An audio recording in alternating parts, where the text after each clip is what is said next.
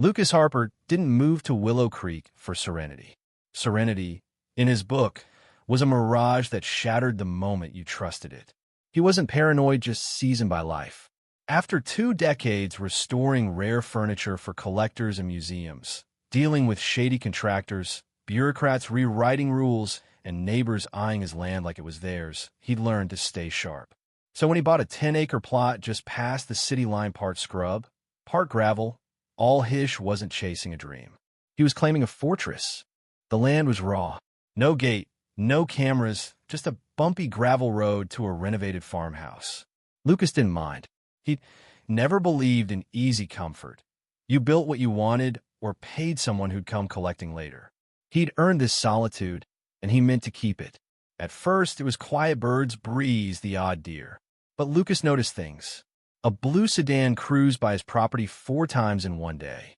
A flyer for a community brunch showed up, addressed to stakeholders, though he'd never joined any group. Then a guy in utility vest, clipboard in hand, started asking about water lines.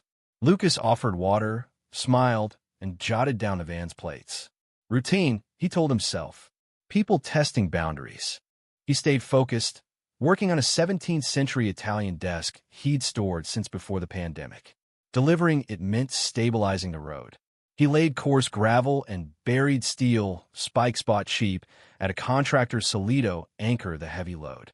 The spikes, hidden under stone and clay, did their job. The desk arrived, the truck left, and Lucas forgot about them. Just another fix in a life of fixes. A month later, he left for a job in Montana storing a splintered Regency cabinet for a client with deep pockets and a short fuse. He asked a buddy to check the house once. No issues, no calls. But when Lucas rolled back at noon on a Tuesday, jet-lagged and ing his workshop's cedar and wax smell, something fell off. The air was too still, like a stage before the curtains lift. Then he saw them. For concrete blocks, hulking and deliberate, stacked across his road like a dare. Orange stickers screamed, "No entry, compliance pending." No logo, no permit, just a power play dressed in fake authority.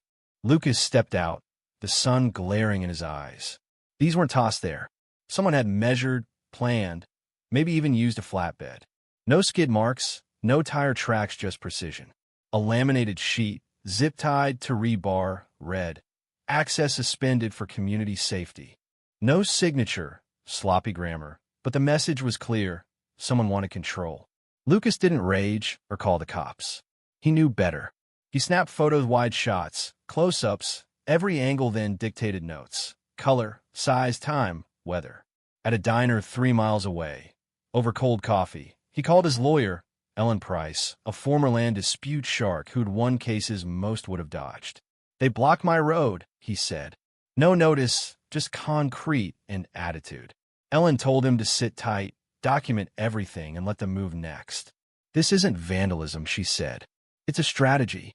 Back home, Lucas felt a chill, not fear, but clarity.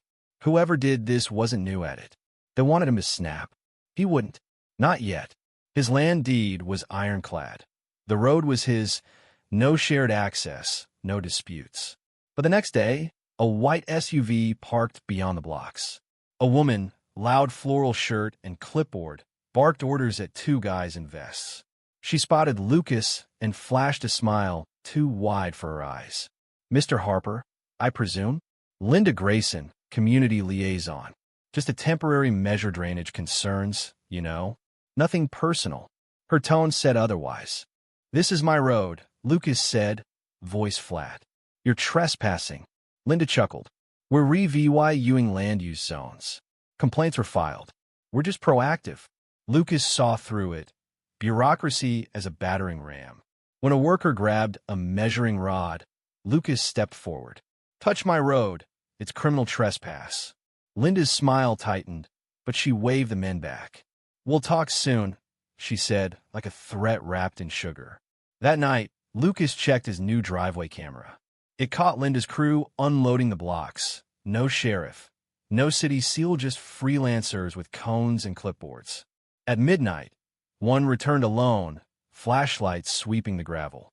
He knelt, brushed stones, then yelped, limping back to his car. A spike had bitten. By morning, a voicemail from a compliance advocate warned of hazardous materials in his road, demanding he stop maintenance. No name, no number. Lucas didn't reply. He hired a private engineering firm to survey his road soil, slope, runoff. It came back clean, as he knew it would. But he needed the paper trail. Linda wasn't alone. She was a pawn in a bigger game. Someone spray-painted "Community First" on his mailbox. Signs popped up, pending reclassification in non-compliant residents. Lucas photographed them, filed vandalism reports, and called Ellen. "They're testing me," he said. "Then don't break," she replied. "Let them fall." The pressure piled on. Packages vanished, marked undeliverable. Propane delivery stalled. A vendor got an email hinting Lucas was under investigation. Each jab was calculated not enough to sue over, but enough to choke him out.